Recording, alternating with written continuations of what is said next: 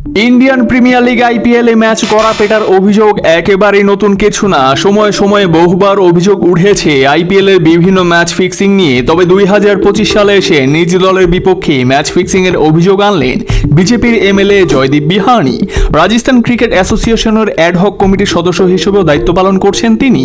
তার অভিযোগ, চলতি আসরে লখনৌ সুপার জায়ান্টসের বিপক্ষে 2 রানের হারের ম্যাচটাতে ঘটেছে এই কলঙ্কিত ফিক্সিং এর ঘটনা। বিজেপি নেতার দাবি, রাজস্থান রয়্যালস ইচ্ছে করেই এই ম্যাচটাতে হেরে গেছে। আইপিএল এ রাজস্থান যখন চরমভাবে ধুঁকছে তখনই তাদের বিপক্ষে এমন অভিযোগ এনেছেন রাজস্থান ক্রিকেট অ্যাসোসিয়েশনের আহ্বায়ক জয়দীপ বিহানি। চলতি আসরে 8 ম্যাচের মধ্যে তারা জয় পেয়েছে কেবল 2টি ম্যাচে, হেরেছে 6টি ম্যাচে।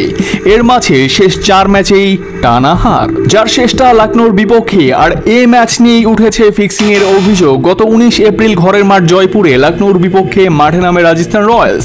আগে ব্যাট করে লখনৌ সংগ্রহ করেছিল 180 রান, জবাবে ভালোই শুরু ছিল তাদের। ইয়াশাসবি জাইসওয়াল, রিয়ান পরাগ, বৈভব সূর্যবংশীরা ম্যাচটাকে রেখেছিলেন নাগালের ভেতরেই। শেষ ওভারে রাজস্থানের দরকার ছিল 9 রান, কিন্তু আবেশ খানের দুর্দান্ত 1 ওভার থেকে রাজস্থান তুলতে পেরেছিল কেবল 6টি রান। 2 রানের হার নিয়ে মাঠ ছাড়তে হয় রাজস্থান রয়্যালসকে। আর এখানেই সন্দেহ প্রকাশ করেন জয়দীপ বিহানি। বিজেপির এই আইন প্রণেতার দাবি, যারাই ম্যাচ দেখেছেন তারা প্রত্যেকেই বুঝতে পারবেন এখানে কিছু একটা ঝামেলা ছিল। আবেশ খানের শেষ ওভার থেকে রাজস্থান 9 রান নিতে পারবে না, এটা অবিশ্বাস্য। শেষ ওভারের খেলা দেখে একটা বাচ্চা ছেলেও দাবি করবে এটা পাতানো খেলা ছিল।